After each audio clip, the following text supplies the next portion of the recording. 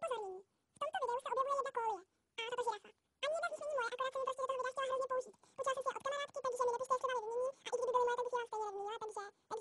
Druhé upozornění. Moje sestra má kašel nebo rýmu nebo tak něco, takže občas si třeba trošku posmrkne nebo něco, tak se prosím za to nezlobte na nás. A poslední upozornění. Že my se Segrou nebudeme asi moc vyměňovat pečopáky, protože máme všechny hrozně rádi. Takže leda, že byste nám nějaký pečopák, kterého byste třeba za to nabídli jako hodně líbil, jako fakt strašně. A třeba bychom měli nějakého, který se nám nelíbil tolik a ten bychom to třeba vyměnili, ale nepočítejte s tím, že vám vyměníme každého pečopáka, který se vám bude líbit. Takže to je asi všechno k upozornění a můžeme se pustit do videa.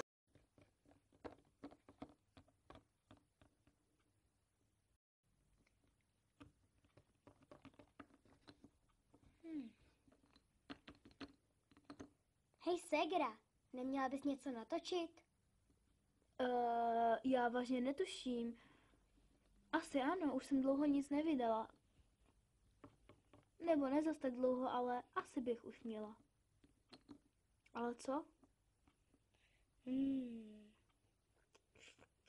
Tak to nevím. Řekla jsem ti něco a nevím co. Hej, s tebou jsem ještě nikdy nic netočila. Nebo možná už něco, ale nevydala jsem to. Chceš, nebo nechtěla bys se mnou něco natočit? Jasně. Něco vymyslíme. Nic mě nenapadá. Teď nebudu mít vůbec žádný video. Ach jo, nenapadlo ti něco? Ani ne. Sakra. Co bychom mohli tak spolu natočit? Už vím. Mohli bychom spolu natočit, mohli bychom spolu natočit takový ten sesterský tag, nebo co to? Jako myslíš to BFF tak, akorát, že my bychom měli ZFB tak? Ne, něco jako, že bychom byli jako sestry. Ne, sice nej, protože se často hádáme, ale... No, to jo, no. Ale mohli bychom aspoň natočit něco o nás trošku, aby se o nás trošku dozvědělo a hlavně o tobě, protože tobě nikdo nic neví, ty mi občas jen tak pomáháš. Jasně. To je skvělý, tak jdem natáčet. Takže první otázku. Máte se rády? No tak samozřejmě jsme sestry, máme se rádi, ale někdy se hádáme, to... někdy se hodně hádáme a když se hádáme, tak to je nepříjemné, moc nepříjemné a... Potom se zlobí rodiče, Ondra kvůli tomu někdy, to je náš brácha, jen tak pro informaci, Ondra kvůli tomu někdy jakože nehádejte se a prostě je to trošku otravný. No a tak, ale jako máme se rádi. Ale jinak tě mám ráda. No já tebe taky, jasně, strašně moc. A jako když se hádáme, tak se na ní většinou tak strašně naštvaná, že bych jí uřízla hlavu, kdyby to nebylo nelegální. A já, tohle ti bude vadit.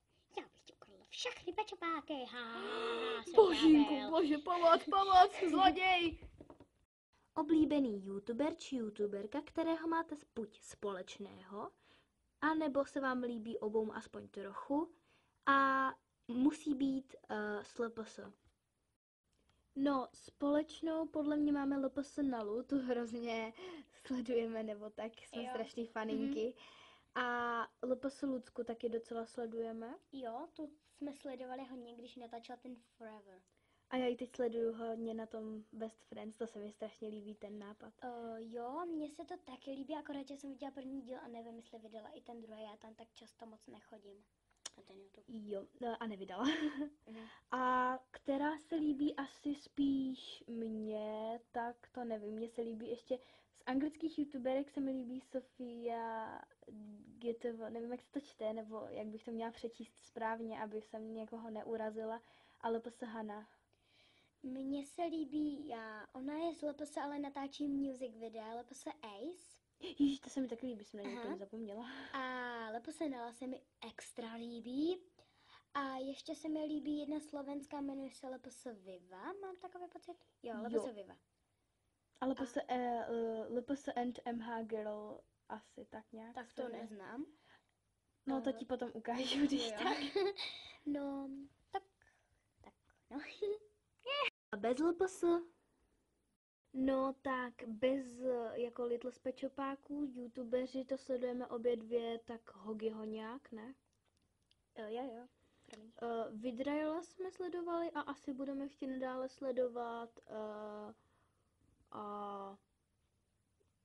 ty nějakýho toho Exploited, já jsem se na to taky párkrát dívala. Exploiteda. Koukám se na jeho videa okolo Minecraftu, jestli to znáte, to je taková ta kostičková hra. Ježíš, to Úplně znají skoro boží. všichni. Jo, promiň. A nikdo ne, no. No tak, a to je tak asi všechno, nevím, sledujeme, občas se podíváme i na pár méně známějších youtuberů nebo tak něco. Teď mě to došlo. Koukám si někdy na videa Brothers. Ježíš, jo, taky jsem na to zapomněla, furt na něco zapomínám. No, takže A už asi nic, tak přejdeme k další otázce. jo. Oblíbená barva. Tak mně se líbí jakože všechny barvy, ale kdybych si měla vybrat, tak bych vybrala 3. Modrou, nevím proč prostě, ale hrozně mám ráda modrou, červenou a černou.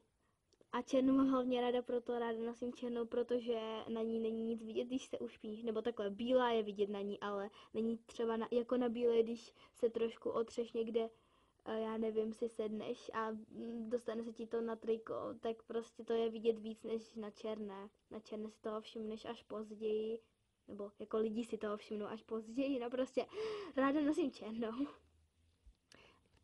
Jo, teď jsem já. Pardon. Tak já mám ráda docela dost barev. No, ne. Černou, bílou, červenou, žlutou, modrou a zelenou. To jsou moje úplně oblíbené barvičky, jo. Jsou úplně skvělý. A ještě mám ráda tady takovou tmavou růžovou, jestli to vidíte. Počkej, musíš oddělat tady ten Ježišmarja, já jsem si vylila kafe, no to nevadí. Já jsem ti ho vylila, já Nebo jsem ne, zlá. hotovou čokoládu, já nemám kafe, že jo. Takovou Jsi na to moc barvu, malá, ne, já to mám nevidíte. čajíček. Jo, tady takovou barvu, jestli to vidíte, že jo. Ježíš, neřeš to. Kafíčko si naliju potom za zákulisím, že ano. No, Zákulisí, bože. prostě až to dotočíme, až vypneme kameru. No a... Neřešte mojí sestru. Jo, přesně tak. Černá a bílá jsou moje úplně nejoblíbenější, potom je červená a pak jsou ty zbývající. Kolik máte každá pečopáků a kolik máte dohromady? Tak já jsem to přednedávnem počítala právě, abych věděla, kolik budu mít, až přijedou ti noví. A mám jich teďka 32, což je docela jako dobře. Všichni mají víc LPS, jasně, já vím, ale tihle s tím mi prostě zatím stačí a samozřejmě jich asi chci víc, to je jako pochopitelný. Ale jako nejsem zase žádná, že bych potřebovala to hned jako to. A s těma přijíždějícíma, jako kdyby, jak to řeknu, jich budu mít 8, protože mě žádnýho neprodala, jakože 8 navíc, tak budu mít 8 nových LPS, tudíž budu mít celkem 40 Little Pečopáků. No, teď se konečně dostávám ke slovu já. Já mám 18 pečopáků, protože já jsem je zase nezačala sbírat teď, ale začala jsem je sbírat později než Segra a prostě proto jich mám míň, ona má 40, teda bude mít a já mám 18. Těch, co přijede, mám takovej teďka pocit, přijede mi čepička a teď si přesně nepamatuju, čepička to není pečopák, ale doplněk. Přijede mi zhruba 4 nebo 3 nebo 5 pečopáků, protože já jsem si jich tam tolik neobjednala, protože A tady... Juliet ti prodala, na to nezapomínej. Právě proto ještě mínus. A oni nám už možná dorazili, ale mamka zapomněla jít na poštu včera, protože včera jsme měli kroužek. Vyzvedávala, není důležité. Jo. Takže to nestihla. No, už jsem mohla mít toho pečopaka. No, ale to nevadí, my tam zajdeme asi zítra. Protože že dneska nemají otevřeno. Protože ten státní svátek. No.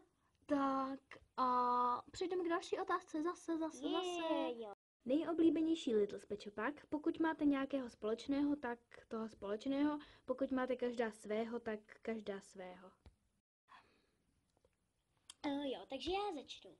Můj nejoblíbenější Little Pečopak asi teprve dorazí, protože my jsme si to teďka koupili přes bazar, protože jsme konečně sehnali tady tyhle normální, ne z té nový verze, ta úplně... Přes bazar, kde jsou inzeráty. A tam byly inzeráty a mně se tam líbí strašně jedna růžová kočička. Ona je prostě úplně boží. Takže až nám dojde, tak já určitě, pokud ještě něco takového spolu budeme natáčet, tak já ji tam určitě ukážu a protože pokud to chcete vědět, tak se určitě koukněte, protože já vám ji ukážu. Ona je úplně boží. Mně se líbí, jak má ty řasy spojený, ne, že má tři tady jakože jednotlivě, ale jak má spojený. Tak to se mi Jo, ona, jako mně se ta kočička taky docela líbí, ale více mi líbí jiná. A ta má takový flek přes oko, je žlutá a tu určitě budu taky používat do videí. A nevím, jestli prodala, no ta paní tam totiž píše, že tu pohlednicovou prodala, ale nejsem si tím jistá, protože řekla, že ostatní má a tu pohlednicovou nezmínila, že ji prodala, tudíž by ji měla mít. No, prostě uvidíme, co dorazí. A taky dostaneme srnku, teda jednu srnku taky prodala, ale na tu srnku se strašně těším a to bude Jo. určitě můj oblíbený LPS. Já to podotknu, že já jsem, víte, jak má LPSNala Juliet, to ví určitě LPSNala, pardon, tak to jsem měla dostat a já jsem právě jí chtěla do komentářů napsat, jestli jí to nevadí, že bych jí taky říkala Juliet, protože na ní se to vážně docela hodně hodí. A, Nevymyslela jiné jméno. a teda jako, ale ona ji prodala, protože škoda, no. A potom dostanu čepičku. Já to budu No říct. a jako jinak teď asi nemám žádného oblíbeného LPS, jakože vyčleněného ze všech, jenom možná tady trošku mám raději Niky, protože prostě jí mám raději, nevím.